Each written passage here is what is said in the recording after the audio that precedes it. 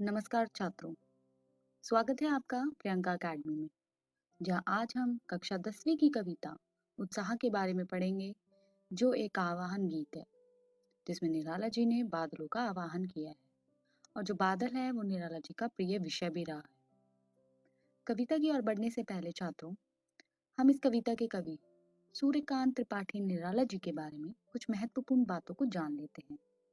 निराला जी छायावादी धारा के प्रमुख 4 स्तंभों में से एक माने जाते हैं। निराला जी ने साहित्य क्षेत्र की कई विधाओं में अपनी लेखनी चलाई है, जैसे कविता, कहानी, उपन्यास आदि। लेकिन निराला जी को सबसे ज्यादा ख्याति कवि के रूप में ही मिली है। निराला जी की कविताओं में प्रकृति का विशाल और उदात्त रूप देखने को मिलता है। निराला जी ने अपने युग में काव्य रचना में क्रांति ला दी। क्रांति लाना यानी उन्होंने अपने समय में बहुत से बदलाव किए।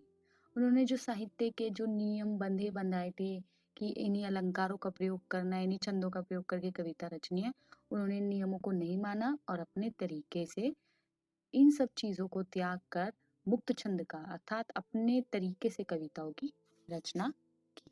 तो छात्रों, जैसा कि मैं पहले भी बता चुकी हूँ कि उत्साह एक कविता जो है वो एक आह्वान गीत है, जिसके माध्यम से कवि ने बादलों को संबोधित किया, यानी बादलों की ओर इशारा किया है, बादलों को पुकारा है।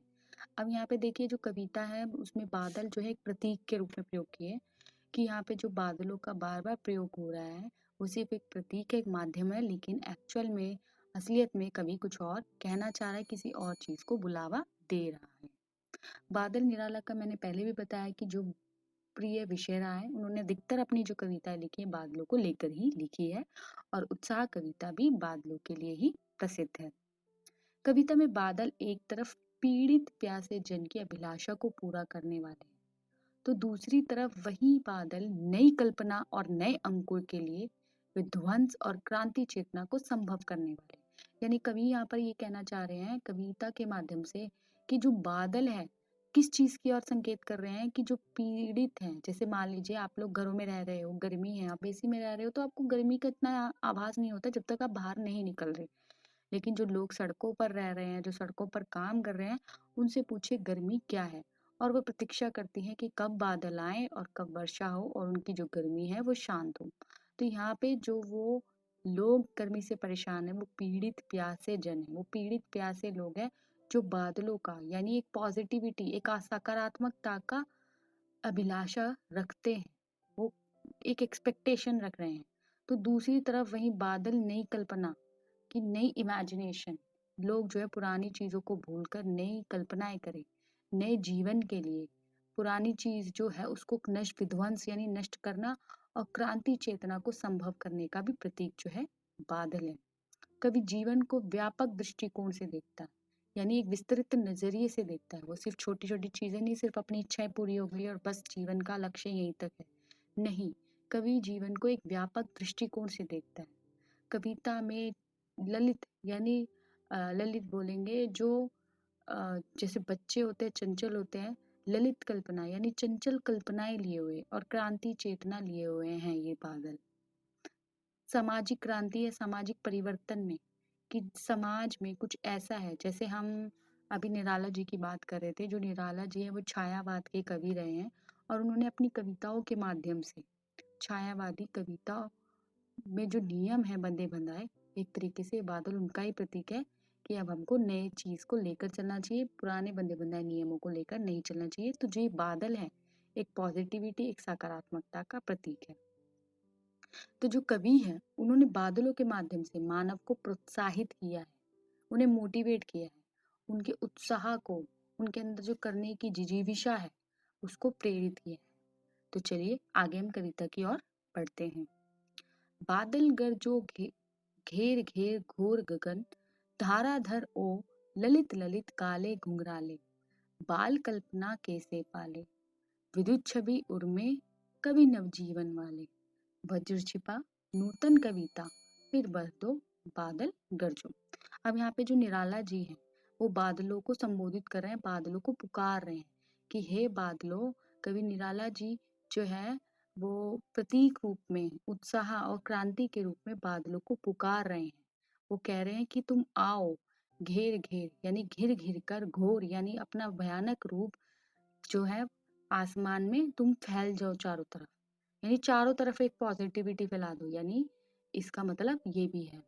धाराधर ओ बादल, धाराधर अर्थात बादलों, कि हे बादलों तुम आसमान से को भर दो, तुम चारों तरफ फैल जाओ। ललित ललित, सुंदर सुंदर काले घुंघराले। वो बादल कैसे होते हैं? वर्षा वाले बादल। ललित ललित यानी सुंदर सुंदर होते हैं, वो सुंदर ही लगते हैं हमें, क्यों? क्योंकि हम गर्मी से परेशान हो जाते हैं, तब तब हमें वर्षा वाले जो बादल है वो सुंदर प्रतीत होते हैं। तो काले घुंघराले वाले हे सुंदर सुंदर बादलों, बाल कल्पना के से पाले, और तुम अपने अंदर बालकों सी कल्पना छिपाए हुए हो। जब छोटे बच्चे या हम लोग भी कभी बादलों को देखते हैं तो एक इमेजिनेशन होती है, हमें उसमें कोई और रूप दिखता है, कोई और आकृति दिखते हैं, हम उसमें जानवर ढूंढने लगते हैं। तो तुम अपने अंदर बाल कल्पनाएं लिए हुए हो। विद्युत छवि उर्मे, उर्मे यानी तुम्हारे हृदय में, तुम्हारे अंदर बिजली की आभा है, तुम्हारे अंदर बिजली की आभा है। कवि नवजीवन वाले, तुम नया जीवन देने वाले हो। और अब यहाँ पे छायावाद कविता के रूप में कहा जा रहा है कि तुम कवियों के नए चेतना, नवजीवन यानी नई चेतना देने वाले हो। वज्र छिपा नूतन कविता, तुम्हारे अंदर वज्र यानी हथियार जैसी अपार शक्ति है, कि एक कलम जो कार्य कर सकती है वो एक तलवार नहीं कर सकती। अगर किसी युग में बदलाव चाहिए तो वो सदैव युद्ध से नहीं होता, वो कलम के माध्यम से भी होता है। तो यहाँ पे जो कवि है वो इनके माध्यम से कह रहे हैं कि तुम्हारे अंदर ब्रज जैसी, हथियार जैसी अपार शक्ति है। तुम नई कविता लिखने के लिए संसार में चेतना को भर दो।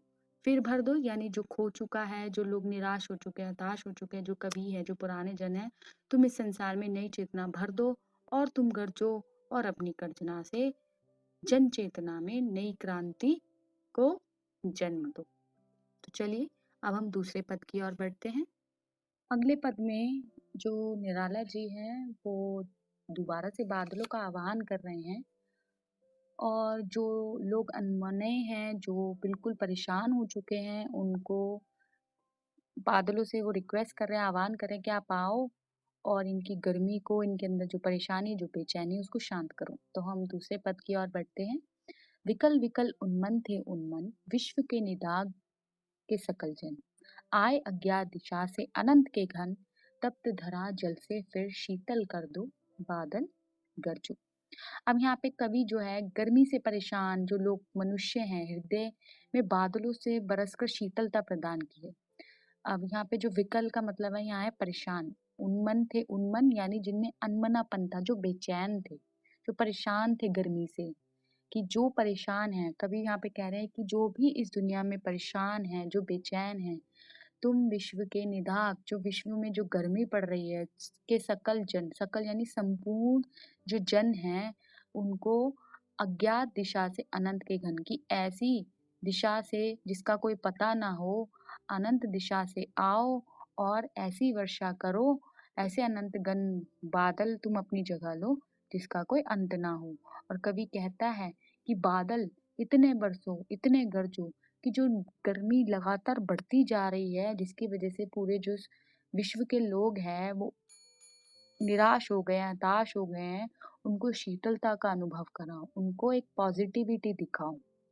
ऐसे समय में आकाश में अज्ञात दिशा से आओ और गर्मी से तपती धरती को वर्षा से बरस कर शीतल जल से शीतल कर दो। यानी जो तप रहा है, जो धरती है, जो तप रही है गर्मी की वजह से, अपने ठंडे, यानी तुम बादलों ठंडे पानी की वर्षा करो और शीतल कर दो, उसको शांत कर दो। बादल खूब बरसो, खूब गरजो, ताकि पीड़ित जो जन है, जो सामान्य लोग हैं, वो भी सुख का अनुभव महसूस करें, परिवर्तन का आभास उनको भी महसूस हो।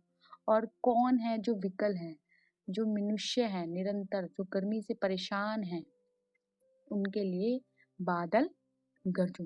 तो छात्र, ये कोई बहुत मुश्किल कविता नहीं है, बस यहाँ पे ज़्यादातर एक महत्वपूर्ण प्रश्न यही आता है कि बादल किस चीज़ का प्रतीक है। तो आपको मालूम होना चाहिए बादल यहाँ पे एक सकारात्मकता का, एक ऊर्जा का, एक क्रांति, एक चेतना का प्रतीक है। और यहाँ पे कवि बादलों के माध्यम से ही एक पॉजिटिविटी का आह्वान कर रहा है कि जो हताश, निराश हो चुके हैं, या अपने युग के आधार पर भी कह सकते हैं छायावादी युग, उनके अंदर भी एक पॉजिटिविटी आए और वो भी इसका आनंद ले सके, इसका अनुभव कर सके।